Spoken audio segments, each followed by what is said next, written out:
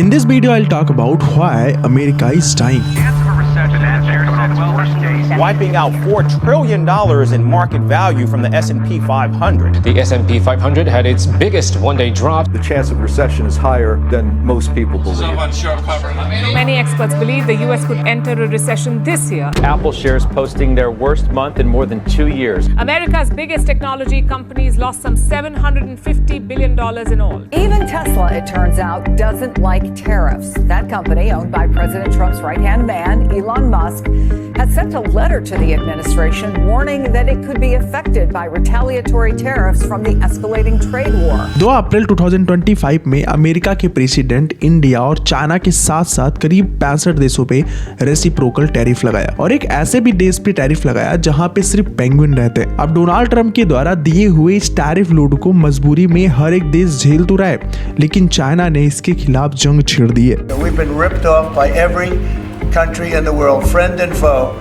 We've been ripped off on trade. Trump administration's tariff on Chinese goods is officially in effect and have a trickle-down effect that could hurt American businesses and American consumers. New invisible wall of tariffs being built by Donald Trump could act as a barrier for millions of American families. तो आज हम जानेंगे कि tariff क्या है और क्यों America इतना अग्रेसिव है सभी देशों पे टैरिफ लगाने के लिए, और इसके साथ साथ हम ये भी जानेंगे कि अमेरिका के इस कदम से भारत का क्या नुकसान होने वाला है। ये सब कुछ जानेंगे इस वीडियो के अंदर में। वीडियो को शुरू करने से पहले चैनल को सब्सक्राइब जरूर कर लीजिएगा। सब्सक्राइब करने में शायद 0.1 सेकंड लगता है, जो कि आपके लिए फ्री है, बट हमारे लिए ये बहुत ज्यादा वैल्यूएबल है।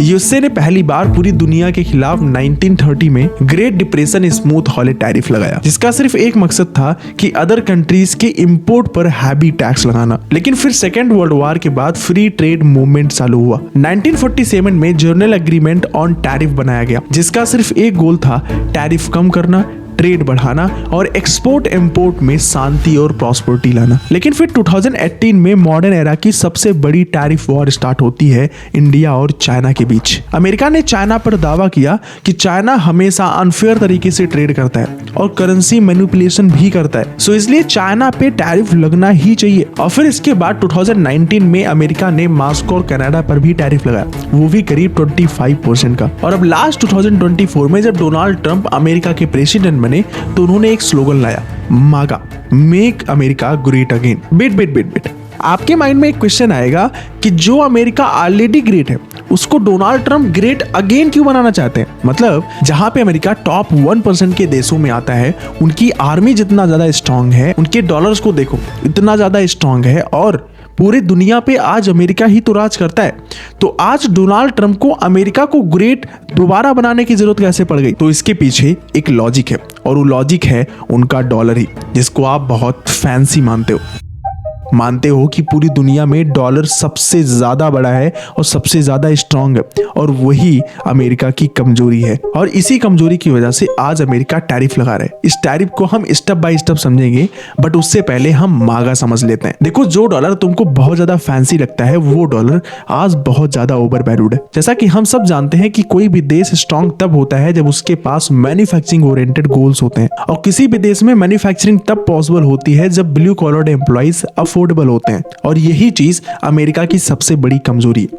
अगर आज आपको ब्लू कॉलर एम्प्लॉय से अमेरिका के अंदर में मैन्युफैक्चरिंग में प्लांट में काम कराना हो तो उसको करीब 30 से $35 पे करना होगा पर डे का। लेकिन अगर आपको उसी मैन्युफैक्चरिंग के लिए ब्लू कॉलर एम्प्लॉय की जरूरत है तो इंडिया और चाइना के अंदर में आपको सिर्फ $4 से $5 ही पे करना पड़ेगा, और ये एक बहुत बड़ा डिफरेंस है। और शायद इसीलिए आज नाइकी और एप्पल जैसी बड़ी बड़ी कंपनियां है तो अमेरिका नहीं, लेकिन वो अपनी मैन्युफैक्चरिंग चाइना के अंदर में करती हैं, क्योंकि वहां की जो कॉस्ट है वो बहुत ज्यादा कंट्रोल में रहती है, और वहां की जो लेबर है वो अफोर्डेबल है, जिससे कि प्रोडक्ट की जो कॉस्टिंग होती है वो कंट्रोल में रहती है और चीपर होती है औरों के मुकाबले। लेकिन अगर वही कंपनियां अमेरिका के अंदर में मैन्युफैक्चरिंग करें तो शायद इनकी कॉस्ट चाइना के कंपेरेटिवली बहुत ज्यादा बढ़ जाएगी और फिर उनको अपने प्रोडक्ट्स को और भी महंगे दामों में बेचना पड़ेगा, क्योंकि जब कॉस्टिंग बढ़ेगी तो प्रोपोर्शनली उसका प्राइस भी बढ़ेगा, जिसके बाद प्रोडक्ट को मार्केट में सेल कर पाना बहुत ही ज्यादा कॉम्प्लिकेटेड हो जाएगा। और ऐसे इश्यूज को कंट्रोल करने के लिए जो वेपन यूज किया जाता है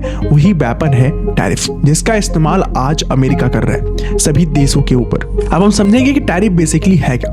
टैरिफ एक प्रकार का टैक्स होता है जो कि इंपोर्ट पे लगाया जाता है। कोई भी देश किसी बाहरी देश के गुड्स पर जब इंपोर्ट ड्यूटी लगाती है उसी को हम टैरिफ बोलते हैं। अब हम जानेंगे कि कोई भी देश किसी देश पे टैरिफ क्यों लगाता है। सबसे पहला रीजन होता है ट्रेड डेफिसिट, जो कि एक डिफरेंस होता है एक्सपोर्ट और इंपोर्ट के बीच का। मान लो कि इंडिया चाइना से एक्सपोर्ट इंपोर्ट करता है, लेकिन चाइना माल इंपोर्ट इंडिया के अंदर में ज्यादा करता है, लेकिन इंडिया चाइना के अंदर में एक्सपोर्ट बहुत ज्यादा कम करता है। एग्जांपल के लिए जैसे इंडिया ने एक्सपोर्ट किया चाइना से 100 रुपए का, लेकिन खुद इंडिया ने चाइना में एक्सपोर्ट किया सिर्फ 30 रुपए का, तो जो ट्रेड डेफिसिट आएगा वो करीब 70 रुपए का आएगा, और जो कि बहुत बड़ा डिफरेंस है। इसका मतलब ये है कि अपने देश से दूसरे देश में पैसा जा रहा है आने के बजाय, जो कि करीब 70% के डिफरेंस पे है। मतलब हम 70 रुपए चाइना को देते हैं और 30 रुपए उससे कमाते हैं। This is bad thing for any country. और इसी चीज को रोकने के लिए कोई भी देश किसी देश पे टैरिफ लगाता है, जिससे कि वो उसके गुड्स पे, उसके ट्रेड पे कमाई कर सके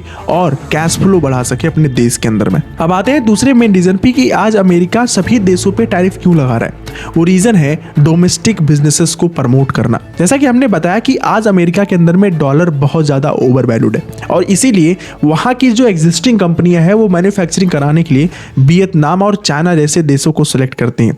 इवन जो शार्क टैंक में नई नई कंपनियां आती हैं वो भी अमेरिका में मैन्युफैक्चरिंग नहीं करती हैं, वो भी चाइना के और वियतनाम जैसे देशों में करती हैं। और ऐसा क्यों होता है? क्योंकि जो बाहर के देश हैं उनकी मैन्युफैक्चरिंग कॉस्ट बहुत ज्यादा कम होती है, और इसलिए जो बाहर के मैन्युफैक्चरर्स होते हैं वो अपने प्रोडक्ट्स को बहुत सस्ते में बनाते हैं और अमेरिका के अंदर में सस्ते में बेचते हैं। और इसलिए जो अमेरिका के मैन्युफैक्चरर्स होते हैं वो बहुत ज्यादा महंगे हो जाते हैं कंफर्टेबली अदर्स मैन्युफैक्चरर्स के जो सस्ते में माल अमेरिका के अंदर में बेच रहे हैं, और जिससे अमेरिका में जो मैन्युफैक्चरर्स हैं उनके जो बिजनेसेस हैम्पर होते हैं और वो आगे काम नहीं कर पाते। और जिससे तीसरा रीजन क्रिएट होता है वो होता है अनएम्प्लॉयमेंट। और जब एग्जिस्टिंग मैन्युफैक्चरर्स के बिजनेस हैम्पर होते हैं तब वो एम्प्लॉइज के ले ऑफ करना शुरू करते हैं, जिससे कि लोग अनएम्प्लॉयड हो जाते हैं और उनके पास सर्वाइव करने के लिए कोई भी सोर्स ऑफ इनकम नहीं होता है।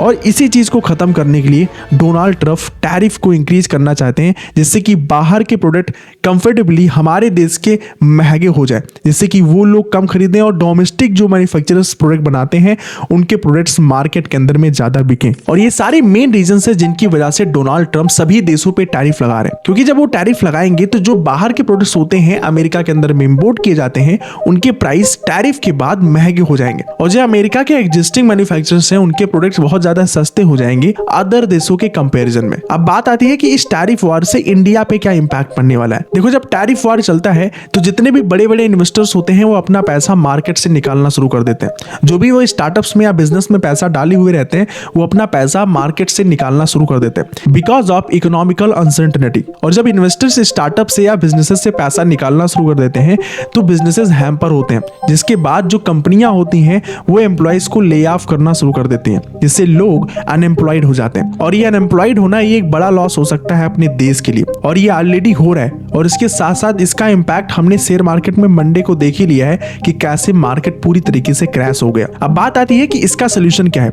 इसका सोल्यूशन ये है कि अपना देश अपने पैर पे खड़ा हो, क्योंकि जब अपना देश अपने पैर पे खड़ा होगा तब उसको किसी दूसरे देश पे डिपेंड नहीं होना पड़ेगा, और अपना देश तब अपने पांव पे खड़ा होगा जब मैन्युफैक्चरिंग ओरिएंटेड गोल्स होंगे और बिजनेसेस को प्रमोट किया जाएगा और बिजनेस करना इंडिया के अंदर में आसान बनाया जाएगा। मतलब ऐसे पॉलिसीज बनाए जाएंगे जो इजी टू यूज हो और इजी टू एग्जीक्यूटिव हो। और एक चीज अपने देश के अंदर में और करना होगा कि जो भी टैलेंटेड लोग हैं जो अपना देश छोड़ के बाहर जा रहे हैं उनको अपने देश में रखना होगा, उनको रिस्पेक्ट देनी होगी, उनको वो चीज वो फैसिलिटीज देनी होगी जिसके लिए वो अपना देश छोड़ के बाहर जाते हैं। सो ये कुछ सोल्यूशन है जिसके थ्रू अपने देश को हम स्ट्रांग बना सकते हैं। आज के वीडियो में बस इतना ही, आगे मिलते हैं किसी नए वीडियो में, तब तक के लिए जय हिंद जय भारत।